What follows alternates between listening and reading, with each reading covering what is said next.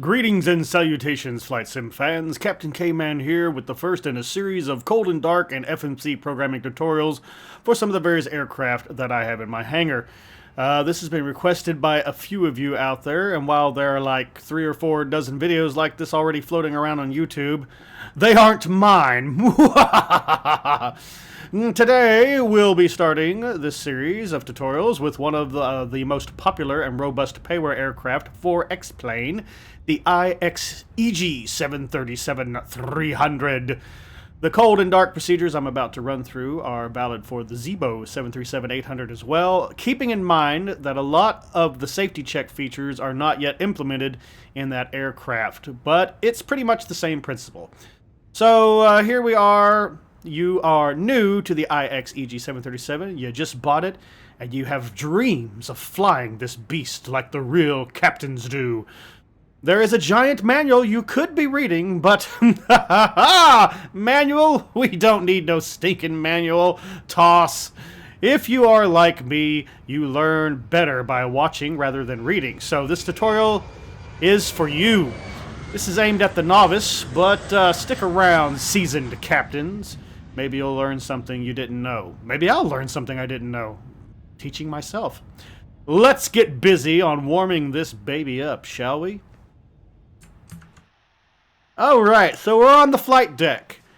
This is your first time in here, and there's a bunch of buttons, there's a bunch of knobs, dial switches, and you're just weeping right now. It's too much. It's too much! Never fear, Captain K-Man is here. So, first things first, if this is your first time loading up this aircraft, there's a little bit of option maintenance that we need to do first to get it into this state. We're going to come over to the left side here, and we're going to click on pre-flight. And by default, this aircraft comes out of the box in a ready-to-fly state. Even if you have in the menu options, don't start the aircraft, this menu overrides whatever X-Plane settings that you have. So we want cold and dark. Now in the real world, turnaround is your typical startup, but I'm here to push buttons and flip switches, right? That's part of the fun. Some people just want to get up and go. Me, not so much. I want to flip every button and push every switch and flick this and that and pull on this and hit that. So I want to push buttons, all right? Sue me. I want to push buttons. You want to push buttons too. So here we go. Apply settings. So that'll put the aircraft into this state. Now, I don't know about European flying protocols, what airlines over there really use, but a lot of airlines here in the United States will use a ground power unit to actually power up the aircraft. We don't have a lot of airlines, at least I haven't seen airlines that just right off the bat fire up the APU and let that sucker burn for 30 minutes straight. They typically will wait until it's almost time for pushback. At least Southwest Airlines does, and that's who I'm going to be mimicking today because that's my airline. I also, I'm going to open the cargo bay doors. Now, if I have a flight plan, this is the part where I will get all that information set up. And I just so happen to have a flight plan for today's demonstration. We're going to be doing Dallas Love Field over to Seattle, Tacoma, Washington. And as such, we need some gasoline, so I'm just going to put that in real quick here. 28.7 is the fuel requirements. 28.7. Instant, please. You can do realistic too. It'll slowly pump the gas in, but for today, we're just going to do instant. Next, my paperwork tells me all about my zero fuel weight. That's going to be 101.1, so I'm going to set that here. And the reason why I'm setting all this stuff up now is because I'm going to need it when we start programming the FMC. All right, so you need to get all this stuff plugged in here. I'm going to shift the center of gravity more towards the front of the plane here. So we'll set 16.5 will be our center of gravity today. So boom, that gets out of the way. All right, so here's the part you've been waiting for. How do we get this sucker powered up? Well, I'm going to run through the procedures here, how they do it in the real world. I'm going to try to get everything. I'm not going to miss anything. Quite often when I do my own fully loaded flights, I'll miss something here and something over there, because there is a lot of stuff for one person to remember. That's why cockpits always have 2 people in them instead of 1. But I have to be the first officer today as well as the captain of this aircraft. So, how do we get this baby started? Well, first off, I need my big old check sheet over here so we can run through everything. I wrote this for today's episode so I can make sure not to miss anything, and I will try to explain why I'm doing what I'm doing and what effect it has on the aircraft as we go. So, hold on to your butts. Here we go. So the first thing we need to do is the initial checks and power-up sequence inside this aircraft. And to do that, we're going to go to the overhead panel up here. And I actually need to look up a little bit higher here. To the actual battery panel here. So, what do we do? Well, here we go. First off, we're going to close the battery guard switch here, which will force the batteries to turn on. And we got nice pretty lights in the aircraft. We are now draining the battery at this point. We do have some power here, but the batteries will get drained very quickly. Standby guard should be closed automatically. If it's not in your 737, it'll probably look like this, where it's in the off position and open. Close it. That puts the aircraft standby power on. Next, we're going to come over here, make sure that the alternate flaps guard is closed. We'll come down here. Make sure the wipers are currently turned off. The electric hydro pumps should be off for the hydraulic systems. Ensure that the landing gear are down, 3 green locked. Weather radar should be off at this time, and your parking brake should be set. Now once that's done, we go back to the overhead panel here, and as you noticed, we connected the ground power unit earlier. This should be the normal startup state. And we're going to go ahead and supply power to the aircraft so the batteries will stop draining. And there we go. We have some power on. Now at this time, I would set all the cockpit lighting. I specifically chose this dusk flight because the sun's going to be completely set by the time we're done going through this tutorial. So at this time, you would set all your lights. So looking all the way up to the back top panel here, I'm going to turn the dome light on. Then I'm going to come down to the center and turn on all my lights here, nice and bright. Bringing it down further, I'm going to turn on the center floods and brights. Then I'm going to come over here, turn on all of my panel lighting here. Now at this point, you would also adjust your MFDs and all your other display screens. We don't need to in the IXEG. By default, they're already nice and bright and on, so we don't have to do any of that part, so we're going to skip that. Alright, so there we are with the initial checks and startup procedure. Moving on, it's time to do the fire and safety checks on this aircraft. And to do that, we're going to go here, and we're going to look down at our fire control panel here. Right here, it's just underneath the throttle system. And so the first test that we're going to do is the in-op test. This is this selector switch right here, and we're going to turn it to the left. I should see a fault light turn on and the APU detection in-op light turn on. Now in the real plane, we would continue holding that, and we would come up here and we would actually hit the master caution button to cancel out that test, but they don't simulate that here. Once we're done with that, we come back down, same switch. We're going to now do the fire test. You're going to hear the bells go off. The lights should light up. You should get an engine 1 overheat, engine 2 overheat, and a wheel well light, provided the power is connected to the aircraft. Once again, that bell would continue to sound until I come back up here and slap the fire warning bell cutout button. I would also check here to make sure it said overheat. And that would conclude the fire test for that. Next up, we would check the fire extinguisher circuit breakers. There are 2 of them here on the right side. We're going to grab this switch here. We're going to pull it to the left to circuit breaker number 1. We're going to get 3 green, and our bottle discharge lights will light up. Each one of those lights represents the engines, and the one at the bottom is the APU. So that's good. Then we're going to check circuit number 2. And we got good lights on that as well. Next, I come down to the cargo fire system. I'm going to test that out. The bell will activate. I would go up and hit the bell cutout again. And finally, while I'm down here, I'm going to test the TCAS system. TCAS system, test okay. Fantastic. Alright, so that is the end of our safety and fire checks right there. Now we're actually going to get the aircraft prepared for departure. This is where we start doing the meat and potatoes of actual planning our flights and stuff like that. So the first thing we have to do, though, is we have to get the IRS system set up and do our overhead panel check. So we're going to go all the way up here, and I'm going to come to the left side IRS, and I'm going to switch it to nav mode. I'll see an on DC light fire on here, and then it'll extinguish, and the align light will turn on, telling me that the IRS is now aligning on the left side. We'll then do the same on the right.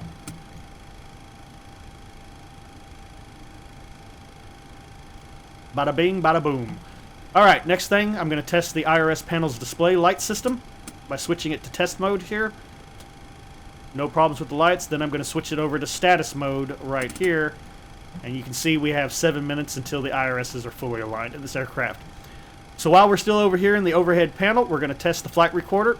Open the guard switch, put to test. The test light will extinguish.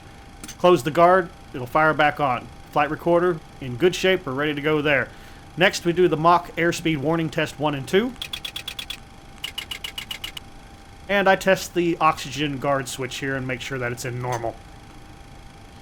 Coming back over, I'm going to do the stall warning test 1 and 2. And then I'm going to come over here to the flats and slap device monitoring screen and test the lights. Good lights on all of that. Alright, now we can go down to the main overhead panel here. And we're going to run through our overhead safety scan and check. So first things first, we check that the flight control A and B are in a guarded position. Check. Alternate flaps in a guarded position. Check. Spoiler A and B guarded. Check. We turn the yaw dampener on at this time. We're going to check our instrument switches are set normal, normal, and normal here. Fuel valves are currently closed. Cross feed should be closed. No fuel pumps should be on at this time. Now at this point, depending on what kind of airline you are in, they may require you to actually fire up the APU at this point. So at this point, you would actually turn on aft pump number 1 and actually start the APU here in just a moment.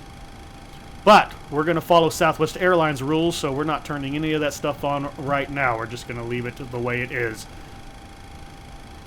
Next, we go up here to our batteries. We are in ground power mode. I'm going to switch the battery to on.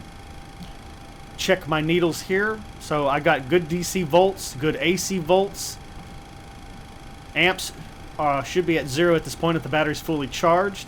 If the needle's to the left, that means the battery is discharging still, and that's not good. That means there's a problem with the battery. And you'll probably notice this needle kind of jiggle if you watch it when you first turn the aircraft on. That's because the ground power unit outside is now charging the battery. And we did drain a little bit of power waiting for the systems to come online here. But now it's pegged at 0 because the batteries are fully charged again. Alright, so amp check is good. Next, we turn the galley power on so that the coffee machines work. Because if we didn't have any coffee on board, it would look something like this. We're also out of coffee.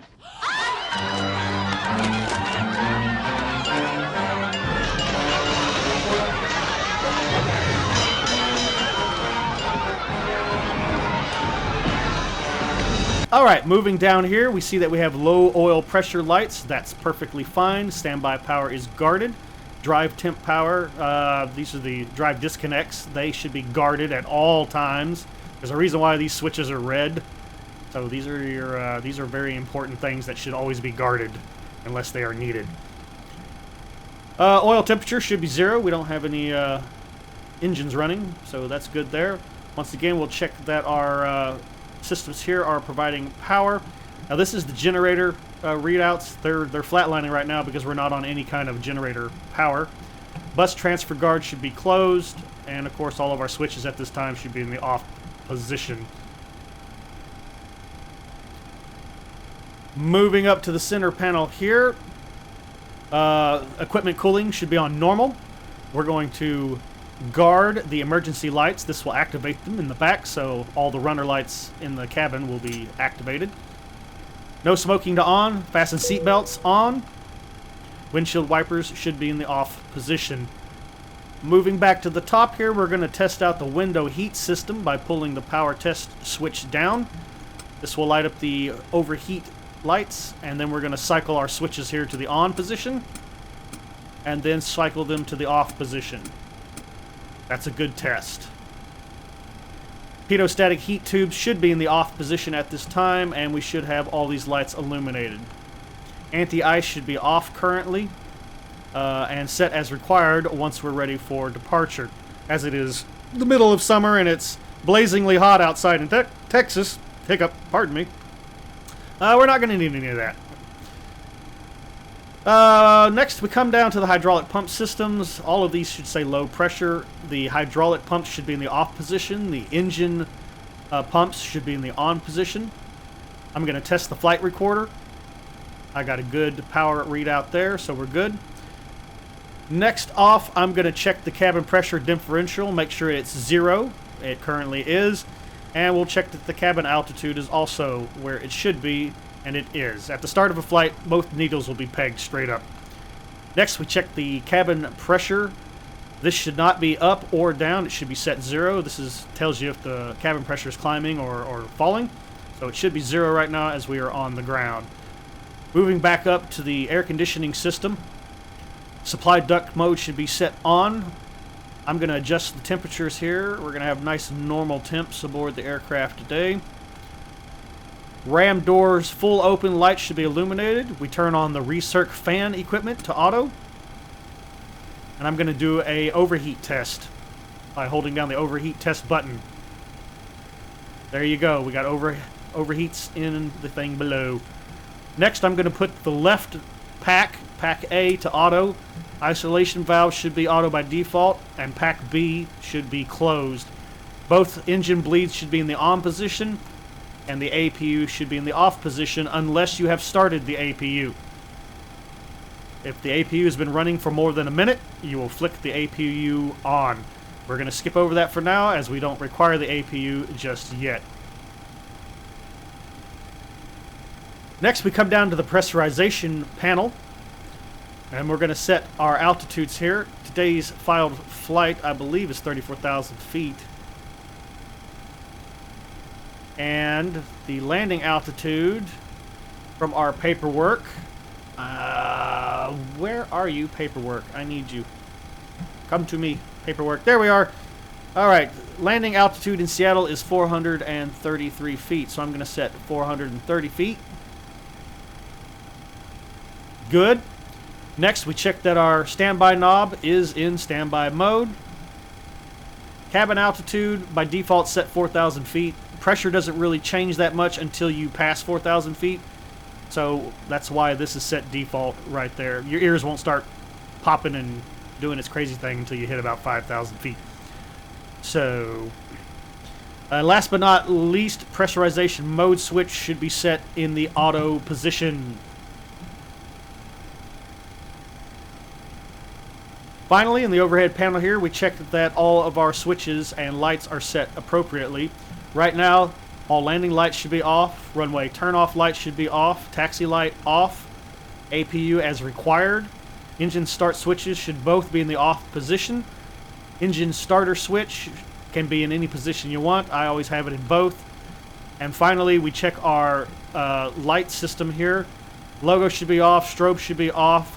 Position on bat should be on. This activates the lights on the wings to let people know this aircraft has power to it. Anti-collision off, wing off, and wheel well off. Unless you're out doing your walk-around. When you go to do the walk-around, you will want to turn the wheel well light on. just so you can see all of the bay mechanicals. Alright, moving right along. Next, we're going to come down to the mode control panel here. There's a couple of things we're going to set here before we get on to the meat and potatoes of FMC programming here.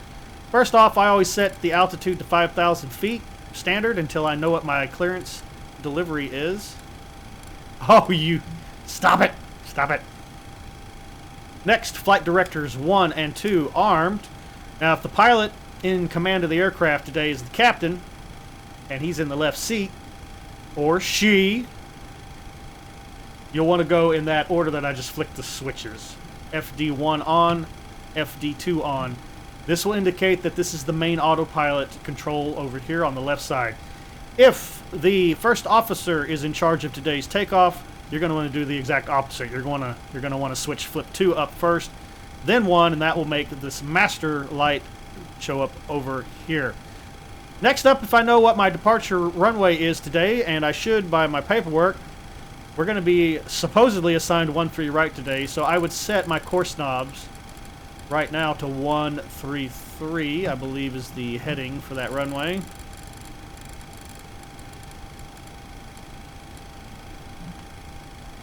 Shazam.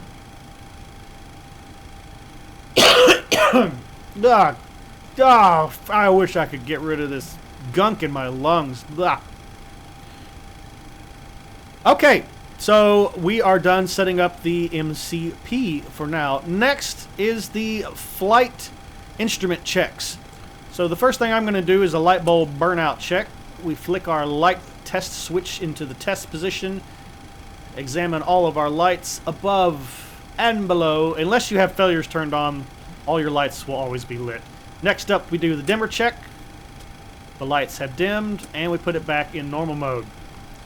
Then we test the autopilot lighting system here. Test number 1 and test number 2. The lights have illuminated and extinguished properly. Next, we're coming down to the fuel flow panel. We're going to push here to reset our fuel. Right there. And then we're going to actually reset the fuel monitoring displays here by holding down this button. Fuel will turn to error 4, then it will become error 8. All the LEDs are checked, and then it resets itself. And the proper fuel shows up. Bam. So there we are. We got full wing tanks and a almost full belly. So there we go. We set the brake to rejected takeoff mode at this point. Then lean over here and get a whiff of that oxygen. Ah, so delicious. Alright, so that's it for the flight instrument check.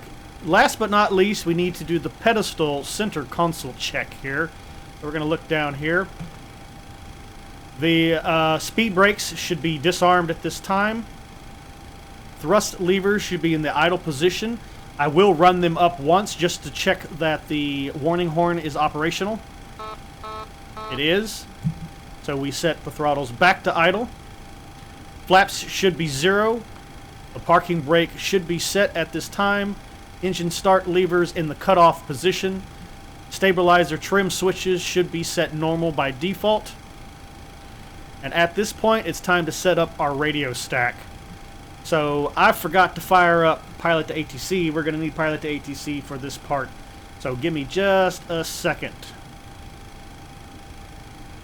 Okay, I got pilot to ATC fired up here, so now we can actually finish up our procedures here. I need my procedure checklist. There we go.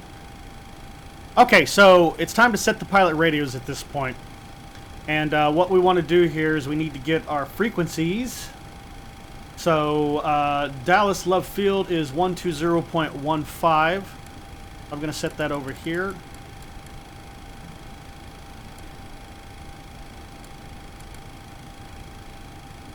Dallas Love Information Papa. So we're going to set the ATIS first, weather. Then on the standby I'm going to set Visibility clearance delivery Sky is clear. 127.9er. Dew point -12. Altimeter 3000. Arriving runway 13 left. departing runway 13 right. Advise on initial contact you have Papa. Now I'm going to shut her up for just a second here so I can actually talk and not have her talking over me. So we set the captain's radios to ATIS and clearance delivery on standby. Alright. Set your maps as required. I usually use the 20-mile range, and center map is perfectly fine for me. I usually turn on nav aids as a start. I also turn on my speaker that I want to listen to. These buttons here are actually selecting what audio sources are actually going to come through your captain's headphones here. So I always turn on the PA announcement system so I can hear the cabin crew. I turn on the flight intercom system so that the cabin crew can pick up the phone and talk to me. And I also turn on the service interphone so that the ground crew outside can talk to me also. Then I'm going to select which microphone I want to use. I'm going to switch VH1 on. Move down here, panel light should be set. Until I get clearance delivery, I always set the ATC to 2000. Put it in standby mode if it's not already in standby mode. Check that my rudder trim is set and that my aileron trims are all set properly. They should be by default. Then, alternatively, if you want to fly it this way, I rarely do this, but you can actually set up the first officer's panels here also with additional frequencies. So I'm going to switch to 121.75. That's going to be ground. And then tower is going to be the next progression. Tower's on 123.7. So I actually have all of my radios set up for all ground operations from the point that I need to request my flight plan be verified to taking off. I won't have to touch these radios again until we actually get handed off to the sector controller. So coming down here, set up the first officer's however he wants his stuff set. And he's listening on VHF2. Or his microphone's VHF2, or VHF1 if he's going to be the one controlling the radios. He would set to that also. Just because of the way I fly, I'm just going to set it up like this. His speaker panels are already set to what he needs them to be. And last but not least, we check that the stabilizer trim guard is closed and the flight deck door should be in auto mode. And that is it. Now I'm going to turn ATIS back on so I can actually listen to it. Dallas Love Information Papa. Because our last thing weather. Before we set FMC light and variable. is to set our barometric pressure. 10. Sky clear. It's 300 today, so I'm going to turn this 300. Altimeter 3000. Arriving runway 13 left. Departing runway 13 right. Advise on initial contact you have Papa. Okay, we're going to have Papa when we get out of here. It'll probably change by then, but close enough. Okay, so once I set my barometric pressure down here, I'm going to also reset all of my speed bugs. We'll have to set those once we have the FMC programmed. Alright? So, there we go. Now, we've switched over to clearance delivery. At this point, before we actually start programming the FMC, the real procedure here, we're going to call in to clearance delivery so we can actually get our clearance, so we can finish setting up the mode control panel here. So here we go. First off, I'm going to call for a radio check just to make sure that pilot to ATC can hear me. Southwest 500, radio check.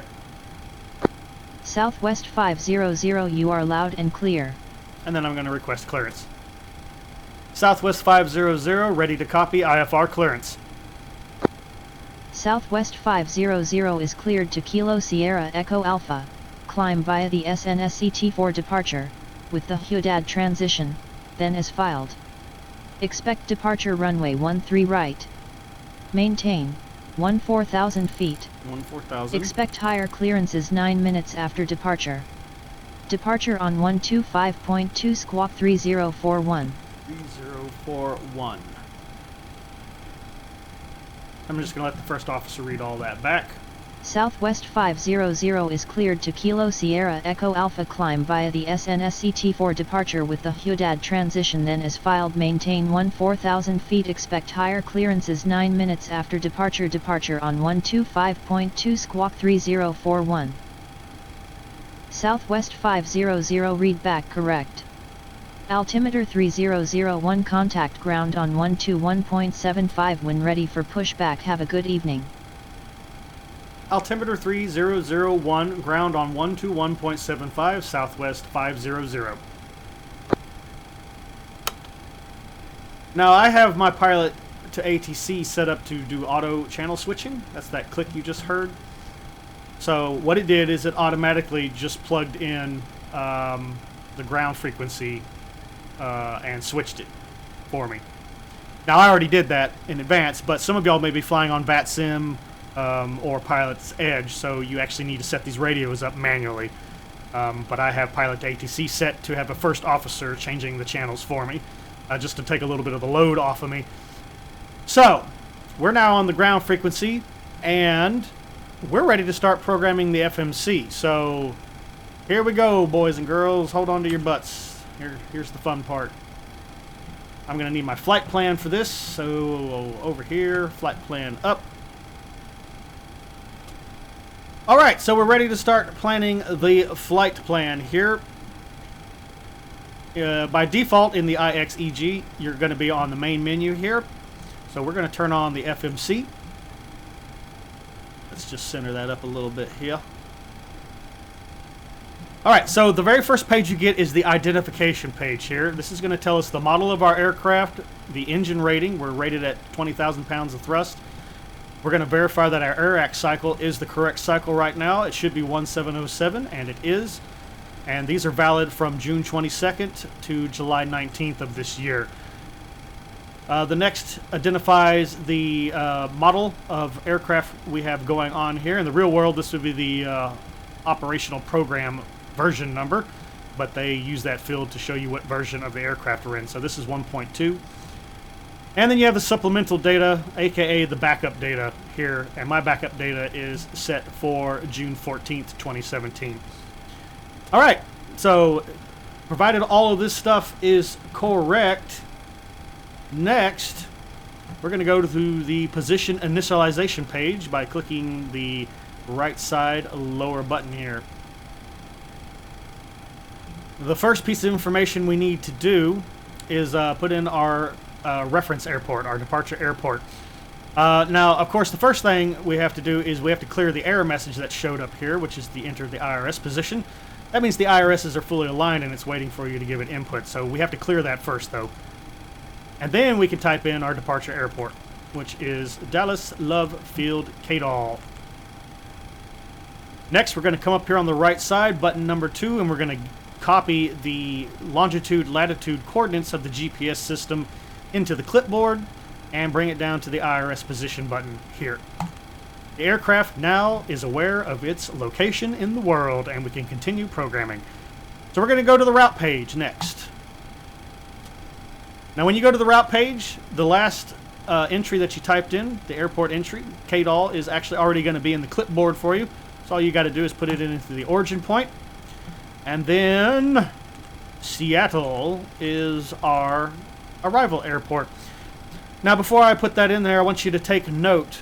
Here when you're working in the FMC, there's two types of symbology here that you're going to see. These square blocks or dashed lines. Anything that's a square block is required. You have to put some kind of data in there or the FMC will be completely useless for the flight. It won't know where you're going or what you're doing. So if it's dashed, that means it's optional. You don't need that information. So we're going to put Seattle into the destination. We are Southwest Airlines 500. We'll plug that into the flight number here. And as you heard from the controller, we're expecting runway 13 right, so I'm going to put 13 right in the runway. Next, we go to the route planning page.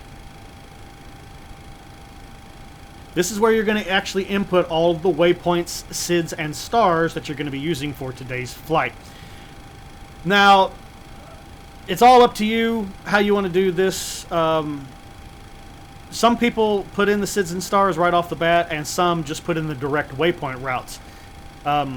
If you're flying online, I recommend you don't put in a SID and star into your flight plan. Just put in the waypoints, the direct routes, and the airways, and leave the SID and star open until such time as you know what your SIDs and stars are going to be. I kind of did things a little bit out of order here, but at this point, if you're on VATSIM, you should have already called the controller, and he should have already told you what your SID and star departure route is. If you're using a program like Pilot to ATC and you don't have it in, you haven't set up your SIDs and stars, Pilot to ATC is actually going to pick a SID and star for you from the list of available SIDs and stars based upon the first waypoint that you put in there for the departure and the last waypoint you put in there for the arrival.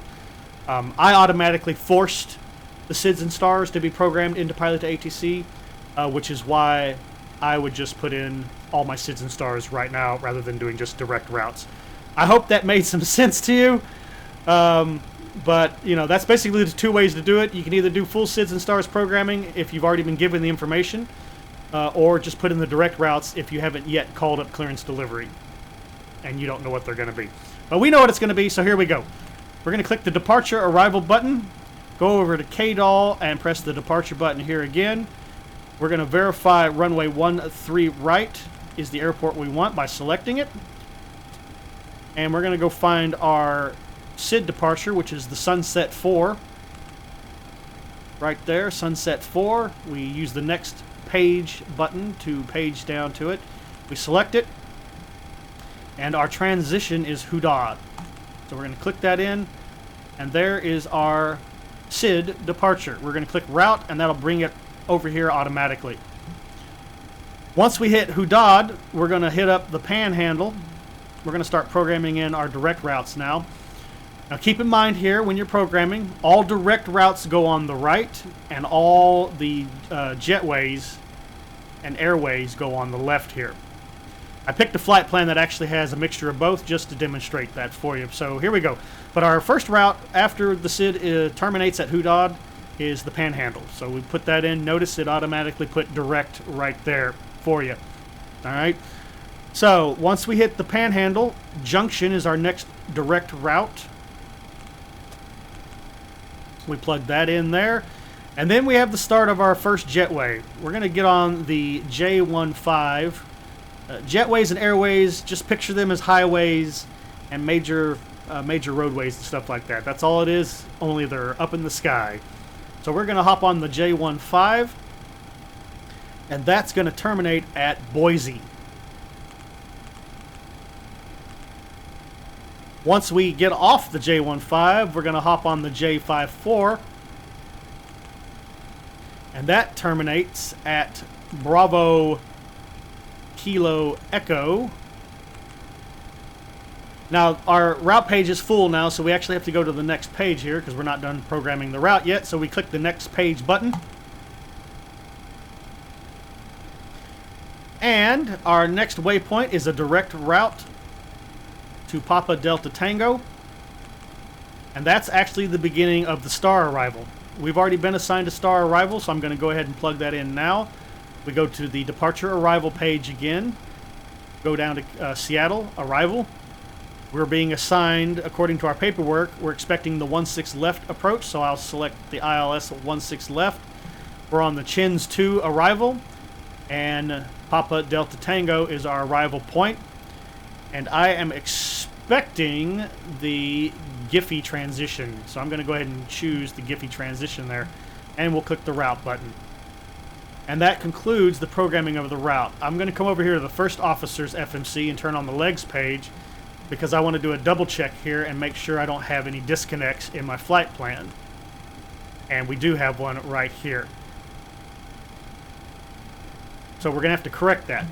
I'm going to go ahead and activate this, execute, and then I'm going to come over here and I'm going to fix that disconnect by selecting the last, or the first good waypoint after the disconnect.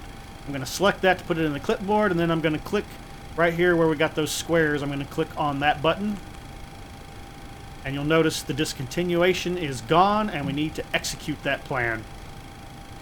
So we have no more disconnects on this plan. It is a good flight plan. It is ready to go. Next, we're going to hit up the takeoff page here. Now, before I set up anything on this page, we don't have enough information to have any of this accurate just yet because we don't have any preferences.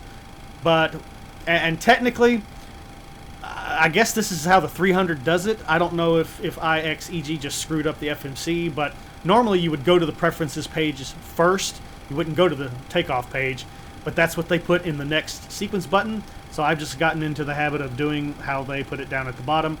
So what I do when I come into this page, I'm going to immediately click the next page button to take me to the winds page. All right, this information I'm going to plug in right now. Basically, we're going to get the airport that we're at. We're going to get the wind info, and we're going to plug it in. The winds are currently 190 at 4 knots according to our paperwork. I'm going to plug that in. Now, if you have runways follow slopes turned on in X-Plane 11, you would have to get your charts out right now and look and find the slope value on the actual chart. I don't really have that turned on right now, so I'm just going to put 0/0. So we have no sloping today. At this point, you can also change the outside air temperature if you want. It's currently 28 degrees Celsius outside. And the reason why you would want to put in a different temperature here is because that will change the thrust rating on your engines to either give you more power or less power. This is a way to save wear and tear on the engines. By setting a higher temperature, the engine's going to try to work less. It's going to have less N1 stress on the fan blades, and it's going to increase the service life of the engine before it has to be taken off and maintenanced. So right now I'm fine with 28 degrees Celsius. We're just going to leave it just like it is right there. Now once we have that information in, we're going to click the index button here, and then we're going to click on the preference button here. It's the third button down on the left.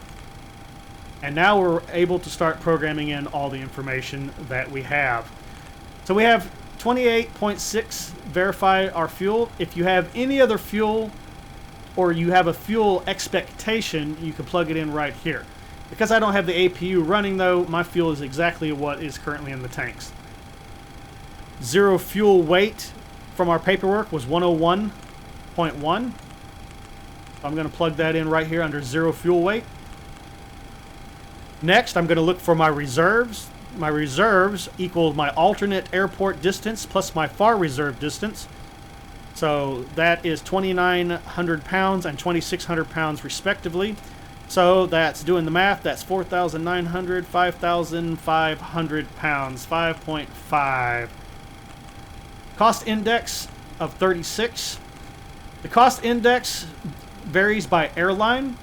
It's basically helps set up the VNAV for the most efficient fuel flow based upon what you're putting in right here. Southwest Airlines on their older aircraft use 36. On their newer next gen they use 40. So we're going to use 36. Last but not least, we need our cruise altitude of 340. We're going to plug that in here under cruise altitude. And that's all of the required information, but I take it a step further always. I always looked at the winds aloft on my flight plan here, and I get that information off of it. So the winds at cruise are going to be coming from 067 at 25 knots, so pretty light winds up there today. And I'll plug that in right here. And I'll execute. So that's the performance initialization page. We're good to go there. If you were flying in Europe, you would want to set your altitude transition point to the correct number. I can't remember what that is in Europe right now. I haven't started flying over there yet, but I'm going to soon. In the States, though, it is 18,000 feet, which is what is set here default. Page 2 shows the limits of the aircraft at various climb modes. This is our max and minimum speeds that are going to be allowed. That's just really there for reference points. Go back. Next, we're going to go to the M1 limit page. Now here, if you need noise abatement procedures or you want to derate the engines even more than they already are, this is where you're going to do that. We will be taking off over residential housing, and the nighttime has come. So we're going to use step climb procedure number 1. And I'm going to go ahead and derate those engines down a little bit more. Note that I have a engine mismatch here, so that could be a potential maintenance problem there. It's not too far off. It's only off by 1%, so shouldn't be too much of a problem, but we'll note that in our maintenance log. Again, you can set the outside temperature if you want to. That's what OAT stands for, outside air temperature. We're just going to keep it at 28 degrees Celsius. So that gives us a max engine rating of 90.7% on the N1 fans. Now we can go into the takeoff page and put in the flaps that we're going to use for today's flight, which will be flaps 5. And if you remember, we set up our center of gravity early in this video right here. Our center of gravity is 16.5%, so we're going to plug in 16.5 and plug that in right here under the center of gravity. That's going to show you what your trim needs to be set on the trim wheel. And we have our V speeds. We'll go ahead and push these buttons here to load those into the flight management computer. Two things happen next once I have that done. I look at the V2 rate, which is 152 knots, and I'm going to add plus 20 to that on the mode control panel up above us here in just a second. Let's zoom out a little bit. So that should be 172 for today's departure.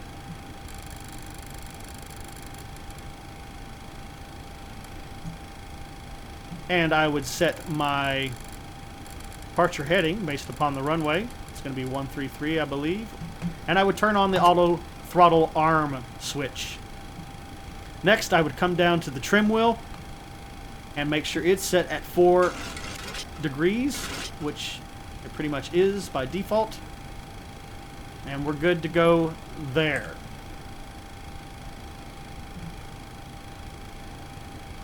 Last up, I'm going to go ahead and set my climb rates here.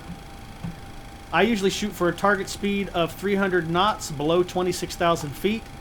And then I like to cruise on up at a Mach of 0.79 once we get above 26,000 feet. So that's why I put these numbers in here, and I'm going to put that into my target speed. This helps the FMC calculate your top of climb more accurately. As long as you keep to these speeds, you should hit your top of climb mark on your flight plan exactly. This is going to be our true takeoff speeds here, based upon what we just plugged in there. Execute that. We're good to go. I'm going to go back to my index. Going to go to the takeoff page again, because we're going to need to stay on this page while we finish up prepping the aircraft here.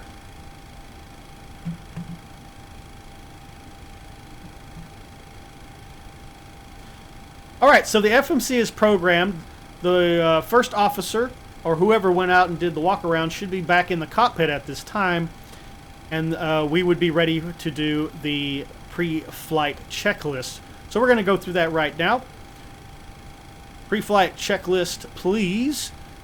Oxygen has been tested. It is 100%.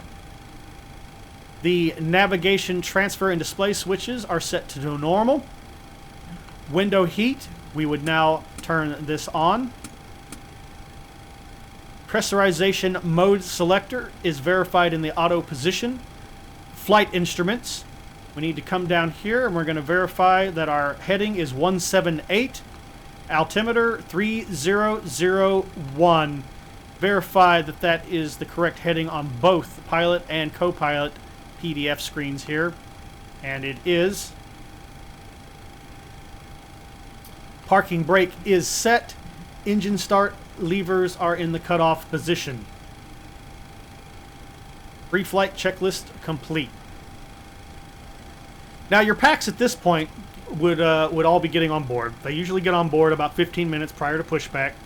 So everybody would be doing their things. You would be hearing all the noise and stuff going on behind you.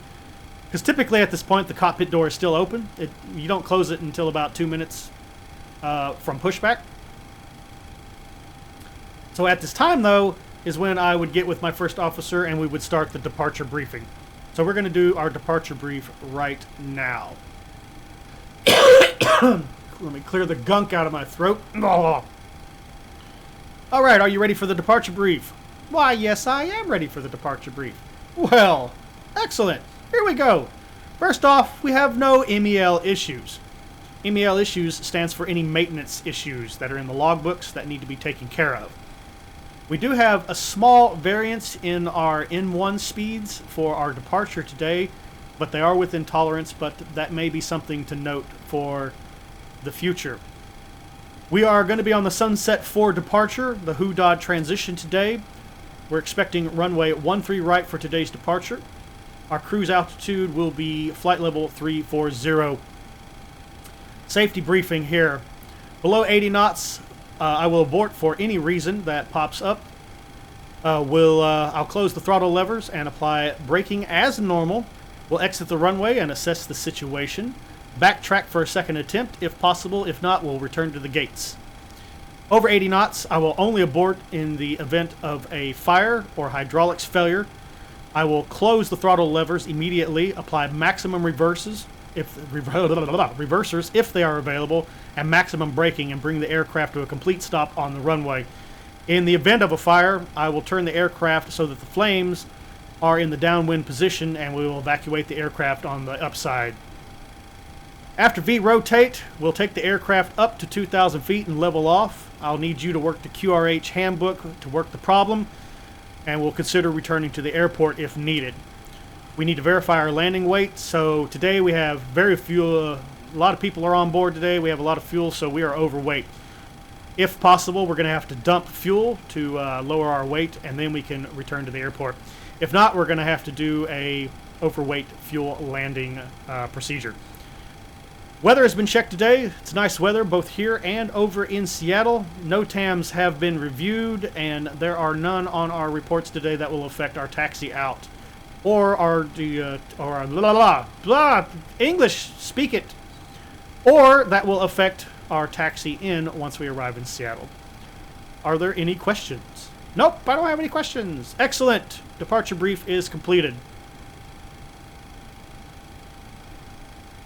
So at this point in the preparation of the aircraft, we would just sit back, smoke some cigarettes, drink some alcohol, and just wait for the loadmaster to come aboard the aircraft and tell us that the load sheet is complete, and they would hand it to us, and we would sign off on it.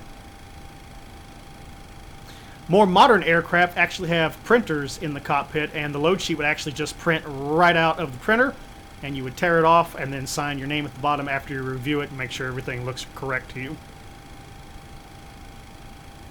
So let's assume we've done all that. We're about 5 minutes out now from Pushback. The packs are all getting comfy. Last boarding calls are going on inside the terminal. And we are ready at this time to power up the APU. So I'm going to turn on the aft fuel pump, and then we're going to turn on the APU, hold down the start switch for a couple seconds, and release. The low oil pressure light will illuminate, and the EGT will start to rise here. EGT stands for engine gas temperature, or sorry, exhaust gas temperature, I should say. The APU is performing a self-test right now to make sure it is functioning. This needle will climb all the way up, and then it will drop back down to the actual real temperature that is spewing out the back of the aircraft there.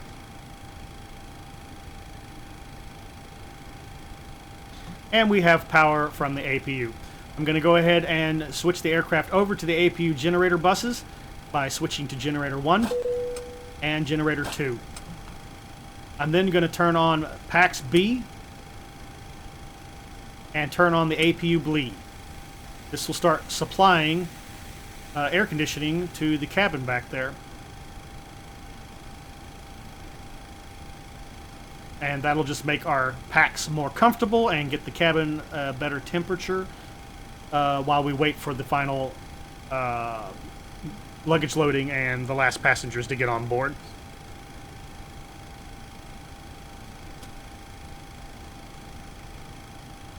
Now, once all the packs are on board, the chief flight attendant would come into the flight deck here and tell us that everybody's seated and ready to go. We give them the thumbs up, say that we're ready to go.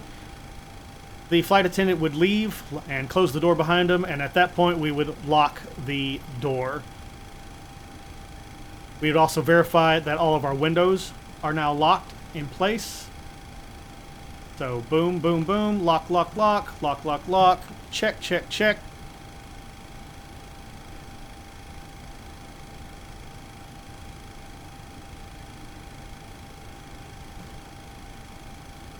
Next, we would switch over to the PA microphone.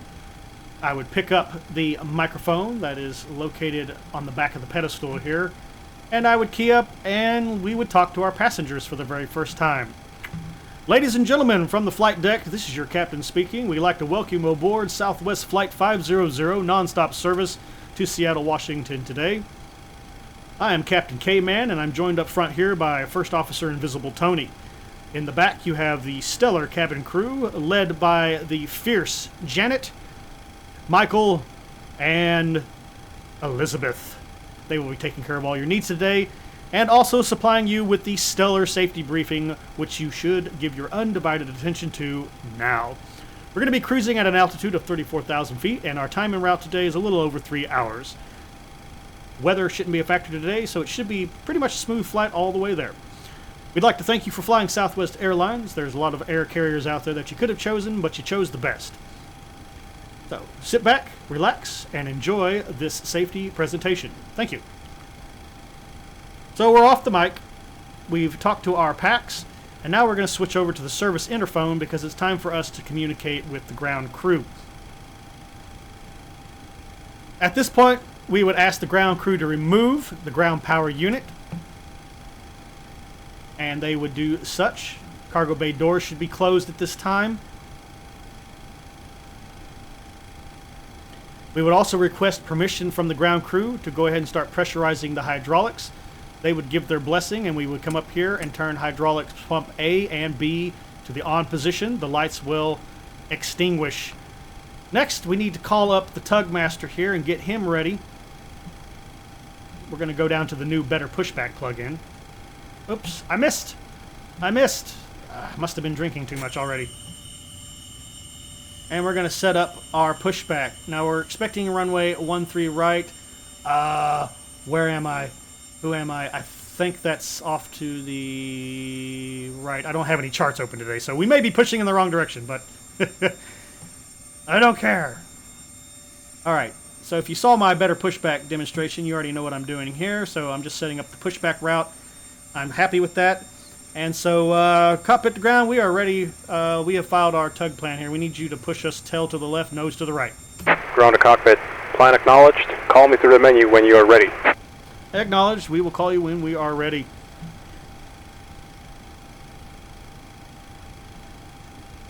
So, now we need to switch back to VH1 because we need to talk to the ground controller here and get our pushback clearance. So, here we go. Southwest 500, ready for pushback and engine start.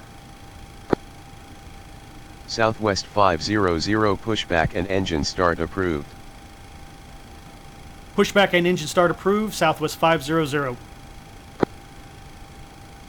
Alright, we're ready to go there. And now I would call for the before start checklist. Flight deck door is closed and locked. The MCP V2 is 172 knots, heading 133, altitude 14,000 feet. Takeoff speeds V1 142, VR 144, and V2 152. CDU pre-flight is completed. Rudder and trim free and 0. Taxi and takeoff briefing is completed. Anti-collision light into the on position. And before start checklist is complete. Start sequence today will be 2 and then 1. Back onto the service phone microphone here. We're going to contact the tug master and let him know we are ready to rock and roll. So start the pushback. Cockpit to ground, we are ready for push and start, please. Ground to cockpit. Tow is driving up.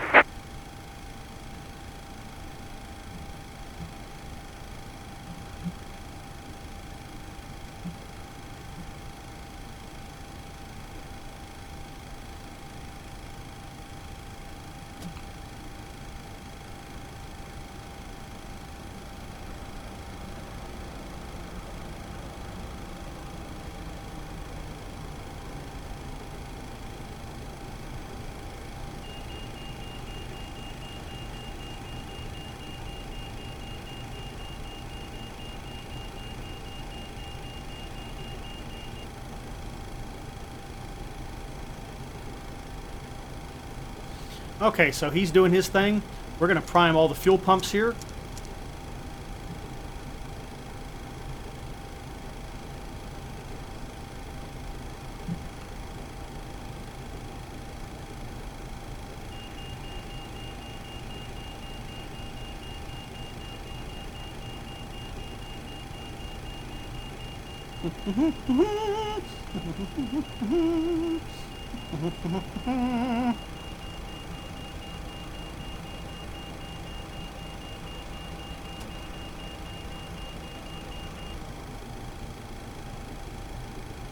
Tow connected and bypass pin inserted. Release parking brake.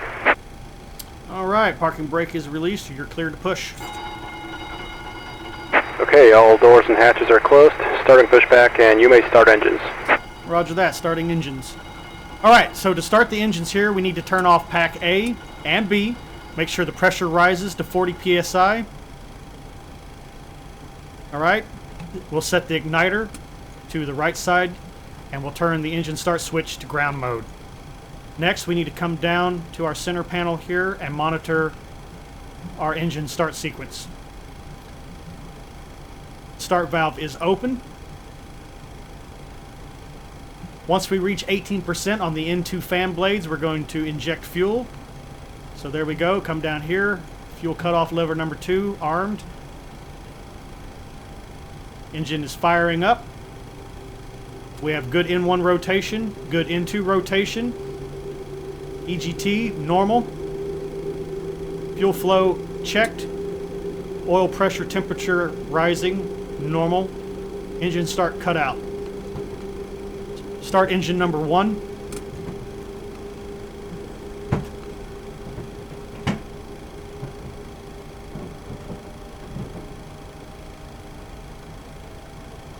Monitoring fuel flow temperature.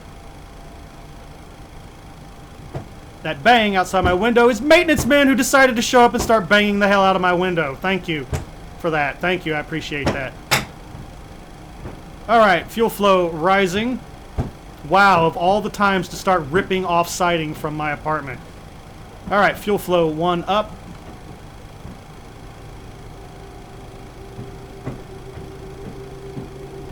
Engine temperature and oil pressure rising.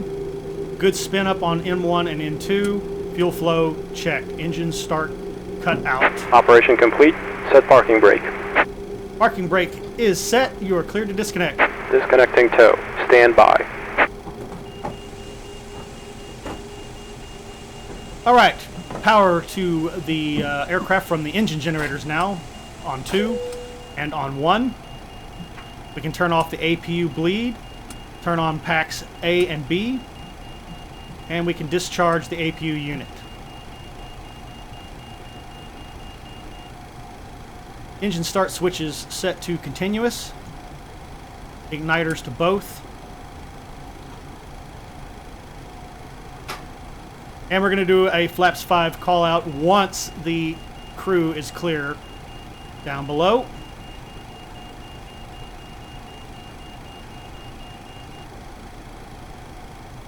Tow is disconnected and bypass pin has been removed. Have a nice flight.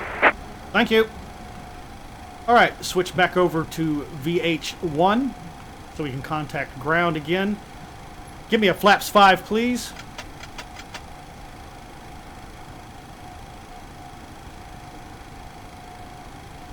And a flight control check here. Full left aileron, center. Full right, center. Full up elevator, center. Full down, center. full left rudder, center, full right rudder, center, flight control check complete. Before taxi checklist, please. Generators on, check. Probe heat on, check. Anti-ice as required. Isolation valve auto. Engine start switches continuous. Recall checked.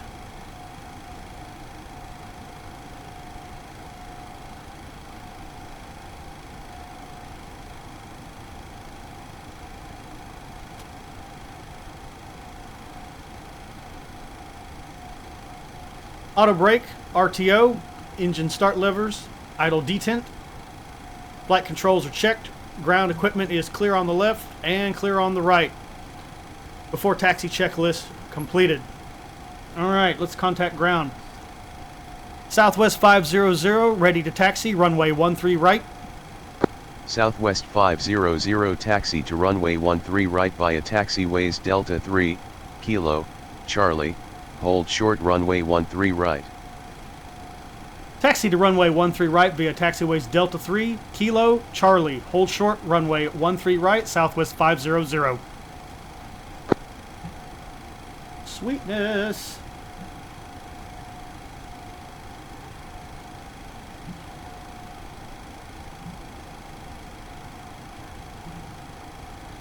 All right, we are ready to start taxiing here. So, taxi light on. The dome light needs to come off at this time so we're not completely blinded here. And we'll start adjusting our interior lights here. Flood panel. Where are you at? Tone that down a little bit. There we go.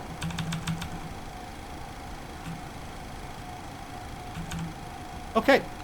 And transponder needs to be active at this time. Most airports have the airport ASDEX system. This will allow them to track your movement as you taxi out to the runway. And taxi lights are now on, transponders on, and we're ready to begin. So parking brake disengaged. And throttle up, here we go.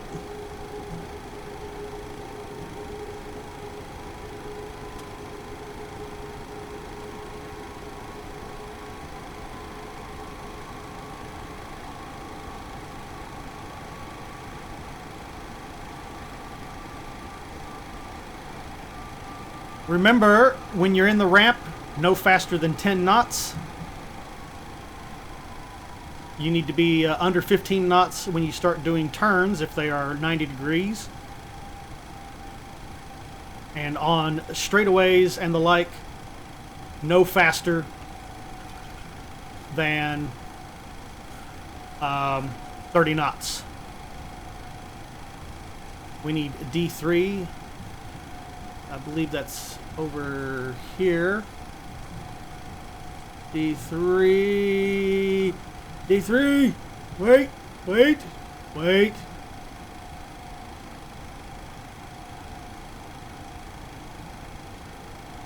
I think that's right here. Yes. They changed up this airport a little bit on me, so. Throttle forward. That was a good test of the brakes. Brake check. Yay, I think the maintenance man heard me complaining that the maintenance man was outside banging on my window. Alright, here's the D3 turn.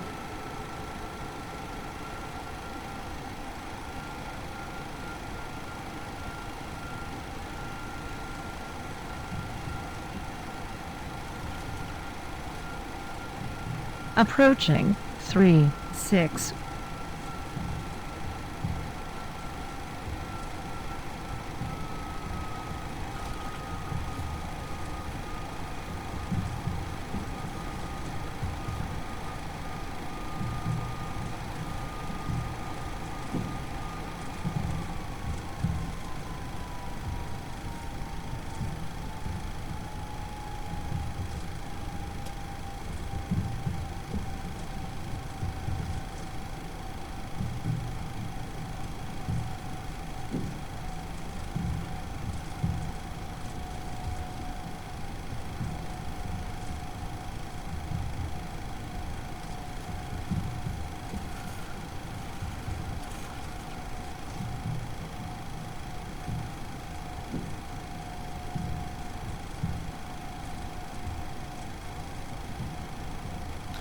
Lovely, lovely, lovely.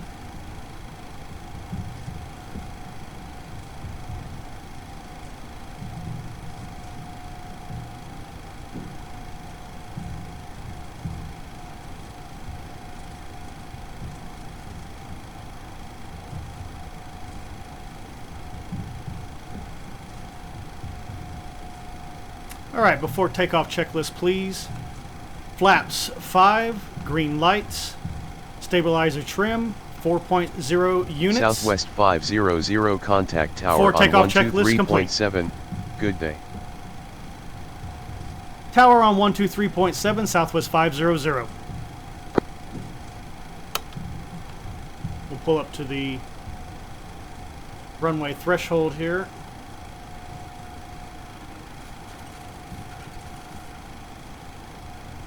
I think at this runway I was supposed to stop way back there. Yes, I was. Oops. Alright, parking brake set.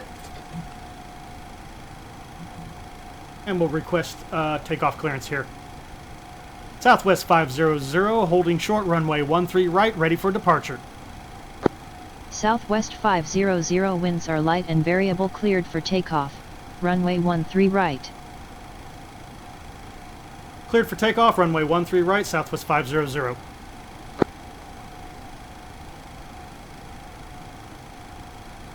Cabin crew, take your seats. Runway entry procedures, please. At this point, when we call for runway entry procedures, landing lights on full, runway turnoff lights armed, strobe armed, logo if it's available. On the 300, when you have winglets, it's inoperative, so we're not going to turn that on. Weather radar on, adjust as required. Then we check that our flight path is clear of any traffic. So clear on the right, nothing approaching. Clear on the left, nothing coming down the runway at us. All right, we're clear to proceed onto the runway. Now once you get some experience under your belt, and we're not in tutorial mode here, all of this setup procedure and prepping the aircraft literally takes less than 15 minutes to do all this. Approaching 13 right. Because we're in teaching mode, this took pretty much a full hour here. We're going to do a stop-start takeoff today. We're going to bring the aircraft to a complete halt here. On runway 13 right. A lot of times airplanes will just do a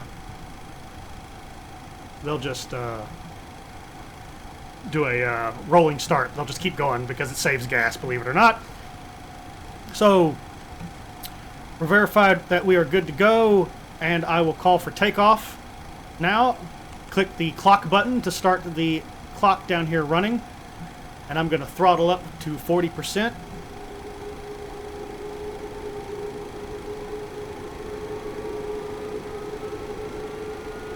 And then I'm going to proceed forward to 70 and press the toga button.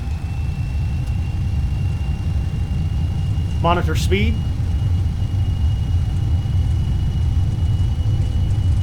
I didn't set my speed bugs, but that's optional. You don't have to do that if you don't want to. Speed is alive. 80 knots.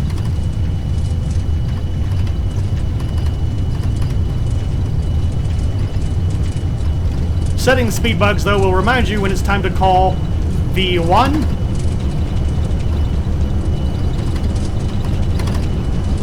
Rotate.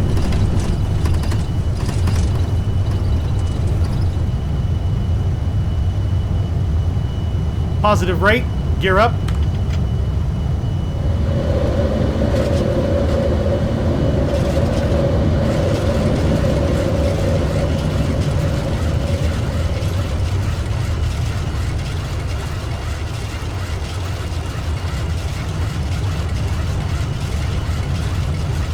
Select LNAV, select level change, command autopilot A. Southwest 500 turn right heading 239er cleared current position direct Rambler then as filed.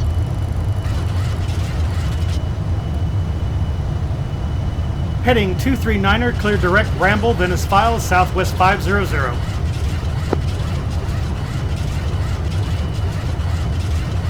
Basically, she's telling me, because we're on vectors, we want to go direct Ramble.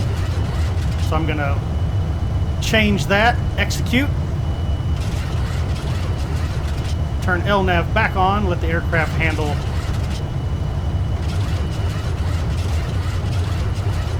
At this point, I would call for bug up speed. This would take us up to the flaps retract speed. Flaps to 1.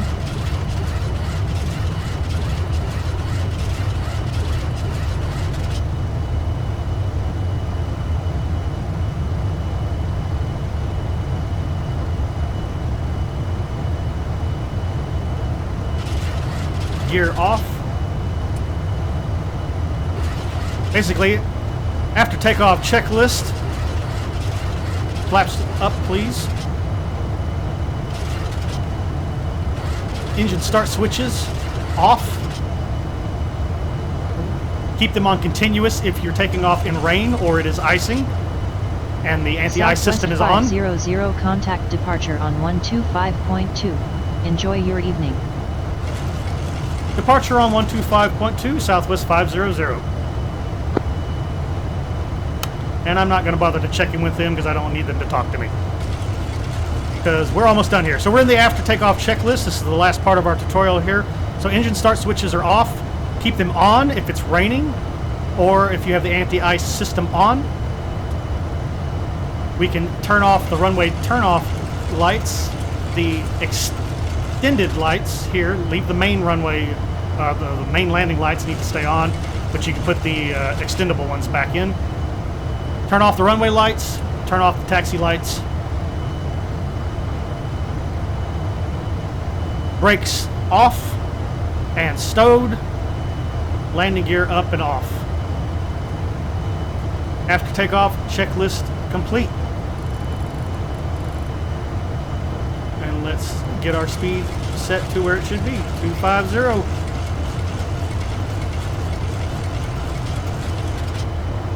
And that, ladies and gentlemen, is a cold and dark to takeoff tutorial. I hope you found this informative. I may have screwed up here and there in a couple places, but for the most part, that is how I do it. That is how they sort of do it in the real world.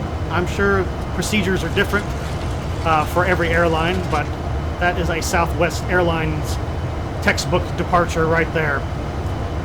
Until next time, we're probably going to do the Airbus A320 next, because that has a learning curve to it also. And I've never done a Airbus fully loaded video. That's coming very, very soon. I have bought a ton of European scenery, and I have completely covered all of Europe and Britain in ortho scenery. So we're ready to start flying in Europe. Should be fun. So hopefully you'll stick around with me and check that out when we start doing that. Until then, Captain K-Man signing off. Up and away! I don't know why there's crickets at 8,000 feet, but there's crickets at 8,000 feet!